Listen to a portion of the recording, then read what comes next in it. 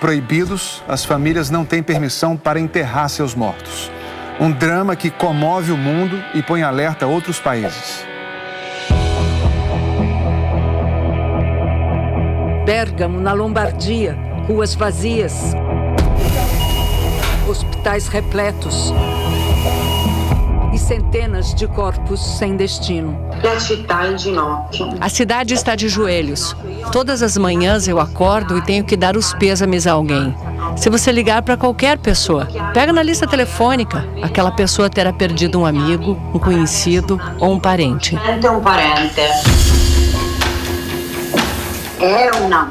É uma guerra. Os nossos eram soldados e não tinham armas, e ninguém os tinha chamado para combater.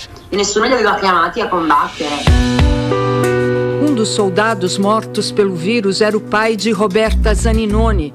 Giuseppe morreu em 4 dias, tinha 71 anos e, segundo ela, ótima saúde. Alguém tem que lutar por esses mortos que não tiveram justiça. São mortos de guerra, não são números. São Giuseppe. Não, são Giuseppe. Em Bérgamo, depois que as vagas dos necrotérios acabaram, os caixões formaram uma fila na igreja do cemitério da capital.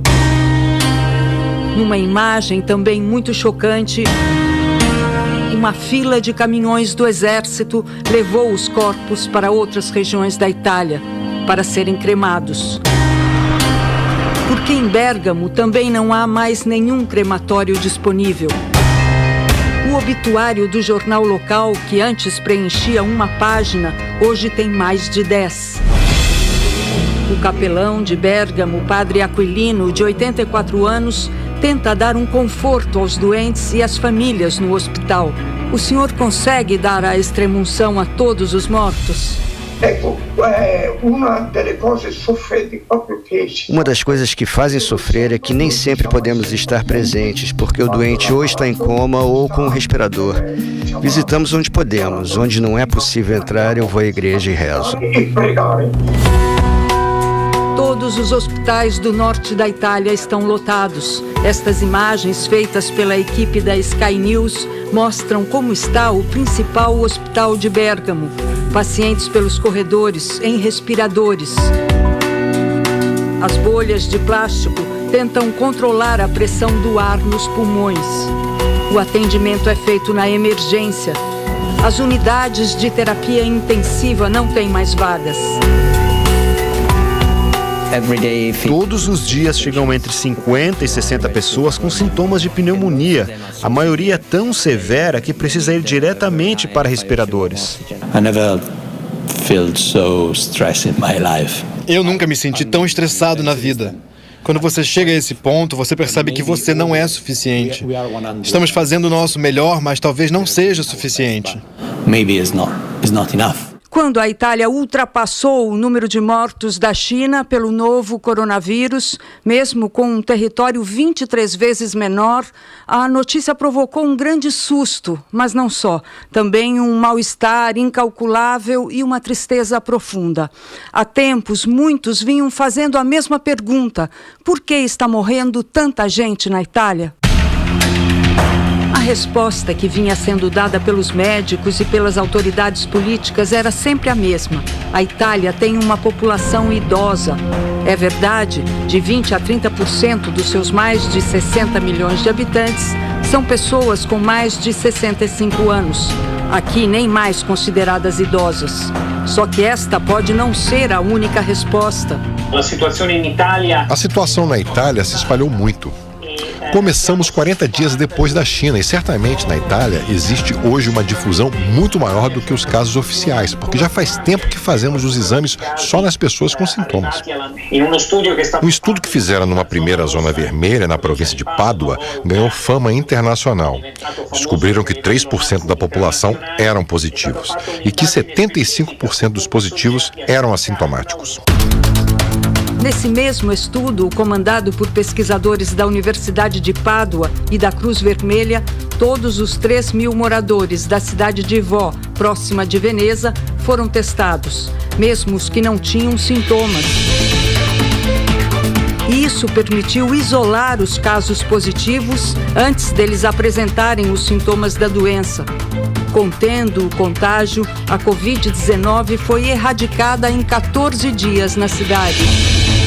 Na Itália, há quase 60 mil positivos oficiais, mas segundo o médico, os contaminados podem ser 600 mil. A taxa de 8% de mortes na Itália não é real, porque se refere às pessoas contagiadas oficialmente. Devemos multiplicar por 5 ou por 10 esse número de contagiados. Então chegaremos aos 2% de mortos, como na China. Outra dúvida é o que teria facilitado esse contágio de massa. Várias hipóteses estão sendo levantadas. Os avós italianos são os que mais convivem com os netos na Europa. Podem ter sido as crianças a passarem o vírus. Mas para quem perdeu alguém querido, isso não consola. Roberta Zaninoni está fazendo um grande abaixo-assinado para que quem errou pague, se é que houve erros. Quando a Itália isolou Codogno e outras 10 cidades do norte no início da epidemia, criando a primeira zona vermelha, Bérgamo foi deixada de fora. Quiseram preservar a economia e retardaram muito os bloqueios. Só isolaram Bérgamo quando o vírus já estava espalhado. Com uma das populações mais longevas do mundo, os italianos setentões, os de 80 e 90 anos, costumam ser mais saudáveis do que a média mundial. Mas o virologista afirma que a maioria dos mortos já tinha a saúde comprometida por algum motivo. Até por outros vírus respiratórios, que se difundem menos, mas que todos os anos matam de 4 a 10 mil pessoas mais frágeis aqui.